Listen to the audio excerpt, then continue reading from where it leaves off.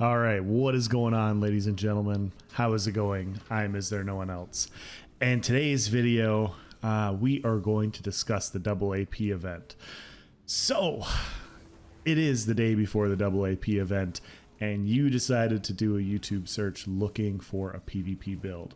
Like a procrastinator in college that waits until the night before to write a 20-page paper, annotated with sources, you were here. You have stumbled across this video.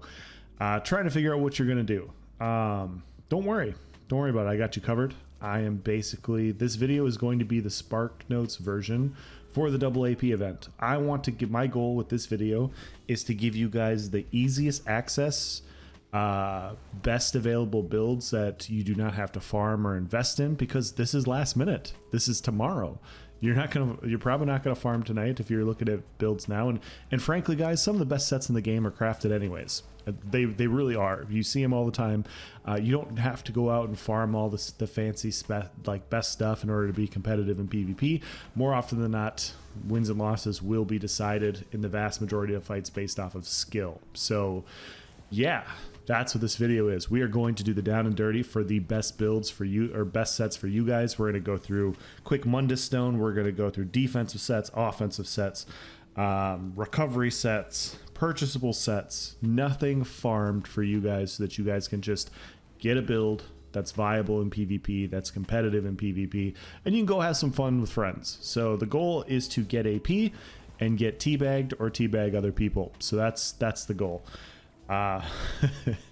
With that being said, let's dive into it. First of all, I'm going to dive into the crafted sets. Crafted sets are the easiest thing to get. Either you can craft these sets, or you have a guildmate or a friend craft them for you.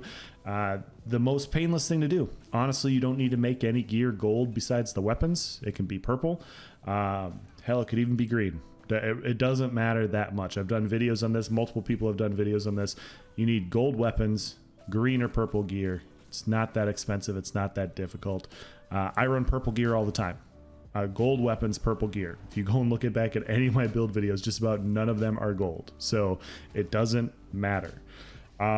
Defensive sets. Trickery.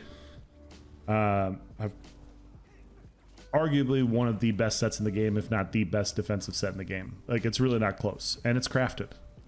In this day and age for PvP, the meta is back bar set with a front bar set, a mythic, and a monster. That way you get the best of all three worlds. You get the powerful monster set, you get the mythic, you get a back bar set with a front bar set. Trickery can be fit on the back or front bar. Typically, you run it on the back bar, and it will proc off of damage dealt. So if you're running damage over time effects, you swap to your back bar. Off a cooldown, you will proc Trickery.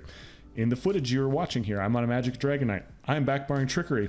You see all the major buffs going off. Great set. Great set. I've been running it for well over a year now. One of my favorite sets, actually probably is my favorite set in the game. And it's crafted. Easy to get. Other options for crafted, easy to get sets for defense would be like Fortified Brass and Aetherial, Ascension. They're just resistance sets. They're really easy to get. Iron Flask is also available. You could run that on a back bar as well. Not a bad set, not a bad option. Easy to craft. You don't have to farm.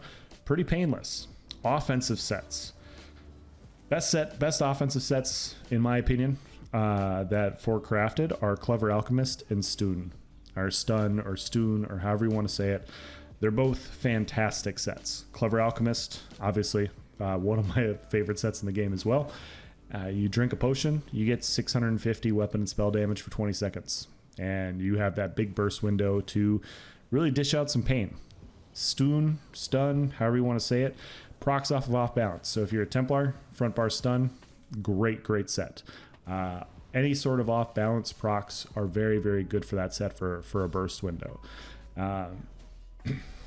Between the two, I typically like Alchemist more, but they're both very good sets. Other options, you can run mechanical acuity if you're running kind of a dot pressure spec. Acuity's cooldown's a little bit, I don't think it's as good as these other sets, but the burst potential on some specs is actually quite nice. And you can run New Moon Acolyte. I would run the other two first. I'd run Alchemist or Stun first, but New Moon isn't a bad crafted set. I mean, you can run it. I would just run those other ones first. Now, we're all different players. We all have different skill levels and different varying abilities in this game, and that's more than fine. We're here to learn. That's the best part about this double AP event, is you're out there playing with friends, having fun, and you get an extra reward for it. And so don't worry too much about the balls that are going to be dropped on your face. Guys, I am going to have more balls in front of my face than the nearest bingo caller at, you know, the local KC hall in your town home. It's not a big deal. Don't worry about it. We're here to have fun, and that's part of the business of having fun. So if you see me, come say hi. Anyways, our skill levels are different. And so if you need more recovery, a good set as an option is like a back bar set would be like Wretched Vitality. Wretched Vitality is honestly a very good recovery set. It will help you forgive some mistakes. You know, if you're not very good with your sustain and you can't stack a ton of damage, it allows you to learn a little bit more. Having recovery isn't necessarily a bad thing. It's actually quite nice on quite a few specs. So you can definitely do that. As far as purchasable sets go, and this, guys, this is what I do on PC. The best purchasable sets, in my opinion, are Pariah, Spinners, and Spriggans. So Spinners and Spriggans are still not bad sets. You can still run them. You run them on the front bar. Pariah is a double barred set, but typically that's typically what I do on PC, because I don't want to farm a ton on there. So I make it easy to craft build. What I've been running on my Templar over there is back bar Clever Alchemist with front bar Spinners. It's not the best build. It's not the most optimized, but it's effective enough. It's good enough to get me into PvP until I decide to go out and farm the best in slot stuff on there. That's the build I'm running.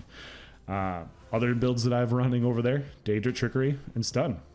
Other builds, Clever Alchemist and Stuhn.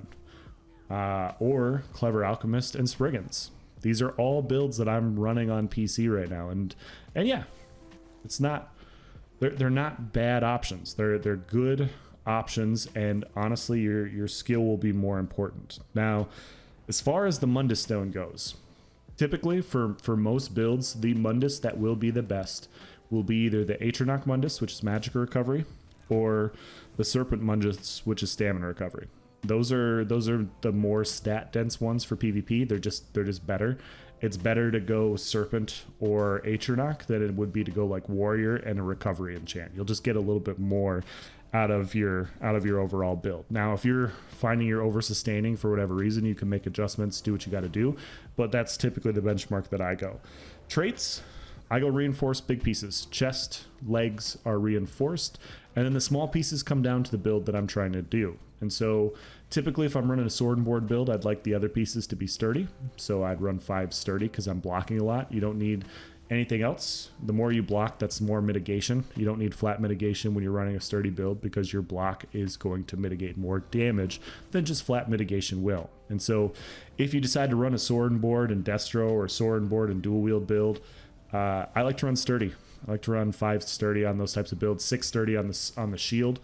Bow and 2H builds, it's a mix for me. I'll run the 2 reinforced pieces typically, and then the small pieces, it's some mix of impen and well fitted.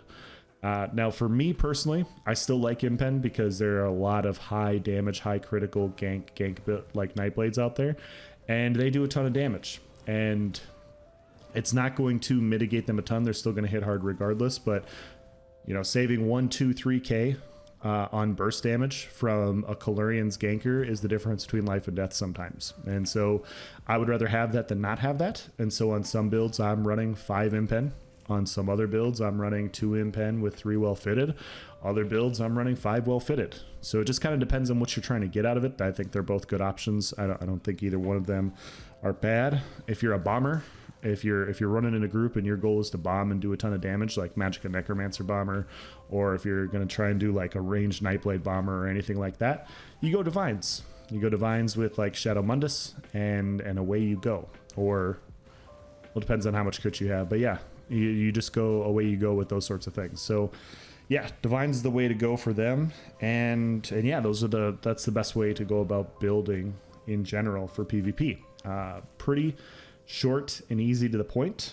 Craft some sets. Like I said, my typical go-to for builds would be like back bar Daedric Trickery, and then I would front bar set. spriggans, spinners, whatever. If I want more damage, I go alchemist back bar. If you don't have a mythic, then you run like trickery back bar, alchemist body, then you front bar like a two-piece weapon set, and then a monster set. And so really easy, because all these sets are crafted and they're easy to get around. It makes it very, very simple for you to get in and get out of a build and adjust some things. And so we will briefly dive into mythics here. Best mythic PvP is Malakath. It's really not close, despite all accusations that I hate Malakath, which are true. Malakath's the best mythic in the game for PvP. Death Dealer's Feet is also good. Markin is also good. Those would be my top 3. There are a few specs like Sorks or Templars that can use tonal constancy pretty well, but I think a lot of the Templars have moved from Stamplars have moved from Torque to like Markin. Those are the top 3 mythics: Death Dealer's Feet, Markin, Malakath. And so if you don't have them, don't worry about it. It's not a big deal. It really isn't that big of a deal. You'll still be able to be competitive in PvP with the other options that I've given you. So take this. This is going to be the end of the video. We're not going to make it any longer. Use it. Make a good build. Go out there. Have some fun. Thank you for watching, guys. Have a nice day.